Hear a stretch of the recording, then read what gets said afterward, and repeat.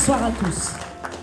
Alors, dans la droite ligne de tout ce qui a été dit avant sur l'union des droites, j'ai écrit quelque chose qui pourrait peut-être la favoriser, puisque c'est ce qu'on recherche aujourd'hui. Entre Marine Le Pen, Valérie Pécresse, Éric Zemmour et Nicolas Dupont-Aignan, 4 dénominateurs communs doivent structurer leurs campagnes respectives en compétition et non en concurrence, soit un socle commun, une volonté commune, un adversaire commun et un objectif commun. Le socle commun, ce sont tous les électeurs de droite, toutes sensibilités de droite confondues. Ceux-ci expriment leurs préférences d'abord dans les sondages, ensuite dans leur vote.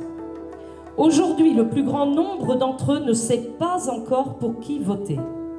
Le choix n'est pas arrêté à moins de 80 jours de l'élection présidentielle. Une chose est sûre, chacun de ces 4 candidats a une certaine idée de la France, qui produit des nuances programmatiques. Celles-ci ne doivent pas constituer ou créer des antagonismes, car aucun des électeurs de droite n'acceptera d'être le spectateur impuissant d'agression verbale entre les 4 candidats du premier tour, le 10 avril, puisque c'est l'union des électeurs de droite qui portera un de ces candidats au second tour, le 24 avril.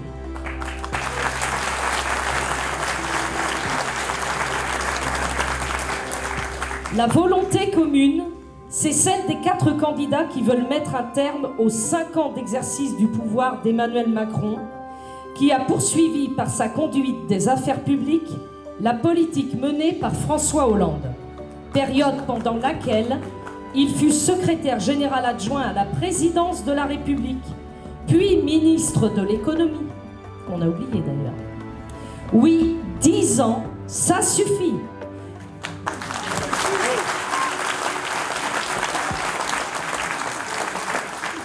10 ans de présidence qui conduisent la France et les Français dans le mur. Les Français veulent sortir de la spirale du déclin qui mine la France. Le peuple, dans toutes ses composantes sociales, qui pense majoritairement à droite depuis de longues années, ne pardonnera à aucun de ces 4 candidats si l'un d'entre eux n'est pas élu contre Emmanuel Macron au second tour de l'élection présidentielle, freinant ainsi une dynamique gagnante pour les élections législatives qui suivront en juin 2022. L'adversaire commun est clairement identifié. Depuis mai 2017, c'est le président Emmanuel Macron et son exercice solitaire, mon Dieu, je reprends, solitaire du pouvoir, qui n'écoute que lui-même, gouverne seul malgré ses ministres, et plus grave encore, n'entend pas les cris et les doléances du peuple français qu'il méprise.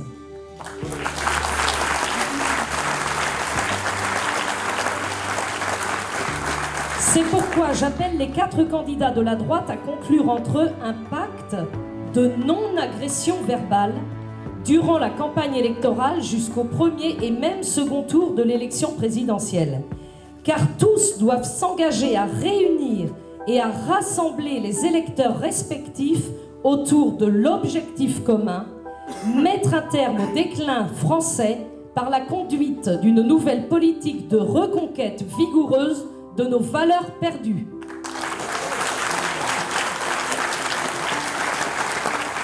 Il s'agira alors de refonder une république forte, de reconquérir un État puissant car mieux géré, ça va pas être compliqué, de renouer avec une nation solidaire, en un mot, de retrouver une France souveraine dans une vision et des principes gaulliens pour construire aussi une Europe puissante des peuples unis de l'Atlantique à l'Oural face aux défis et périls du monde de ce temps.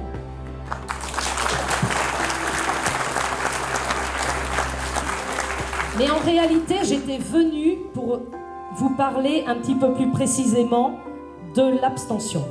Parce que dans l'abstention, on a carrément la victoire d'Éric Zemmour aussi. Il ne faut surtout pas la négliger. Alors, il y a une jolie dame aux cheveux gris argentés qui m'avait dit en novembre 2018 « Allez-y, Madame Moreau, nous on est trop vieux, on n'a plus de force et on n'a plus de voix. » Combien de personnes m'ont clamé leur impuissance quand des décisions sont prises dans un bureau exclusivement parisien, la population n'a d'autre choix que de subir, même si rien n'est en rapport avec nos réalités. Mais vous comprenez, la parole d'un technocrate vaut parole d'évangile dans notre pays. Et ceci, les Français ne l'acceptent plus.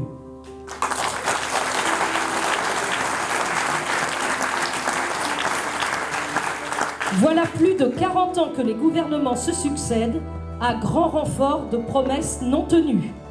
Pensez donc, comment pourraient-ils répondre au peuple français puisqu'ils ne le connaissent pas ? Les remous que la société civile vit actuellement ne sont rien d'autre que des cris de détresse que personne n'entend. Des bouteilles à la mer dans un océan de mépris dont Emmanuel Macron détient la palme. Le grand débat qui s'annonçait plein d'espoir a tourné à la tartufferie.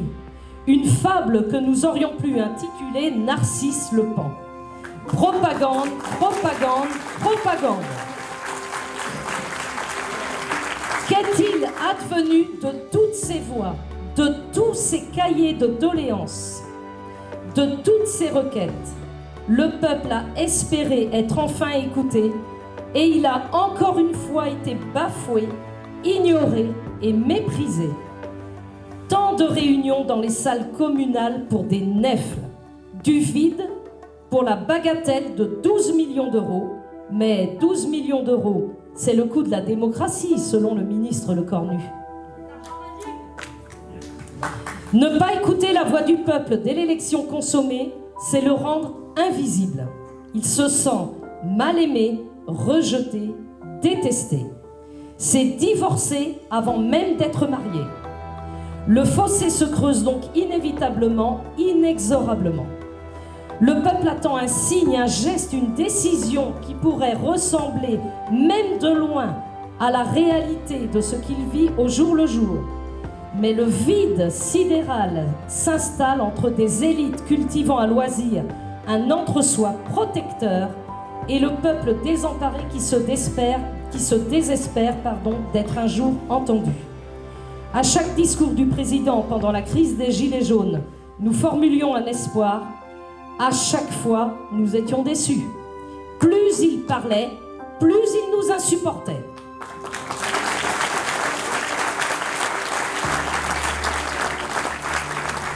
Nous savons tous que la démocratie doit évoluer, nos dirigeants aussi. Notre système électoral est devenu électoraliste uniquement. Ceux qui veulent une place et ceux qui souhaitent garder la leur ne pensent aux citoyens que lorsqu'ils ont besoin de leur suffrage. En dehors de cela, il n'y a personne au numéro que vous avez demandé. Veuillez renouveler votre appel aux prochaines élections. Avant le jour J, ils sont pleins de belles paroles et le lendemain, ils s'assoient dessus. Mais de qui se moque-t-on? Les Français ne sont pas dupes de toutes ces manœuvres. Nous sommes tous à l'affût de la reconnaissance du vote blanc qui pourrait redonner de la légitimité démocratique. Mais Emmanuel Macron a joué avec les nerfs des Français. En décembre 2018, le président, bien secoué quand même, tenta d'éteindre l'incendie jaune en affirmant « Je veux que les courants d'opinion soient mieux entendus dans leur diversité, une loi électorale plus juste, la prise en compte du vote blanc. » Et en avril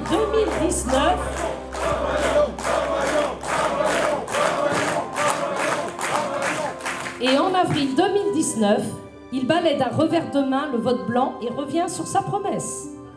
Mais le vote blanc est un vote exprimé, Monsieur le Président. Et un vote exprimé est aussi respectable que celui qui porte n'importe quel nom. L'acte électoral... Exactement.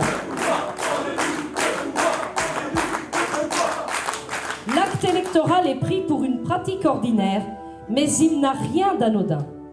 Le vote est un acte d'appartenance à la nation, un rare rite d'intégration à la République. Faire voter tous les Français, c'est leur faire prendre conscience qu'en accomplissant le même geste le même jour, ils font partie de la même communauté. C'est l'expression d'une volonté populaire. Malheureusement, depuis 40 ans, les mêmes candidats issus des mêmes formations politiques débitent les mêmes discours rédigés par les mêmes communicants avec le même mépris. Et les mêmes promesses laissent finalement place aux mêmes désillusions. La crise de confiance atteint des sommets.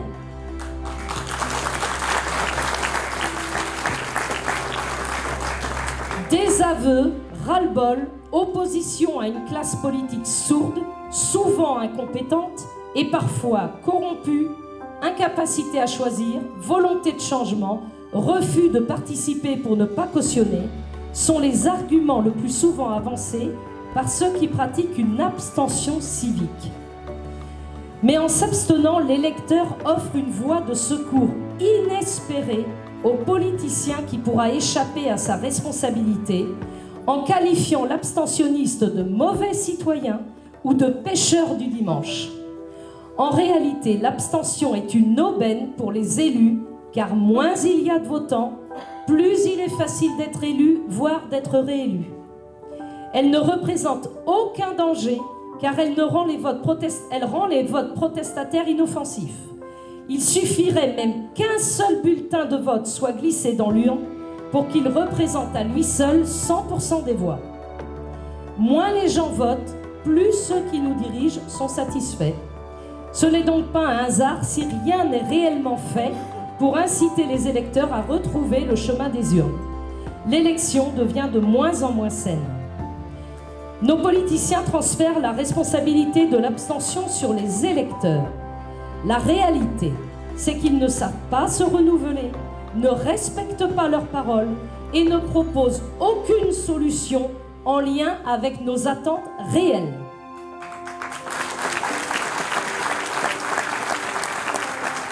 La démocratie implique une liberté d'expression ainsi qu'un droit au désaccord. Les électeurs ne rejettent pas l'institution, ils en exigent de la qualité. Ils ouvrent aujourd'hui la voie vers un nouveau concept démocratique, celui du citoyen exigeant. Et Éric Zemmour est le seul à répondre à cette exigence.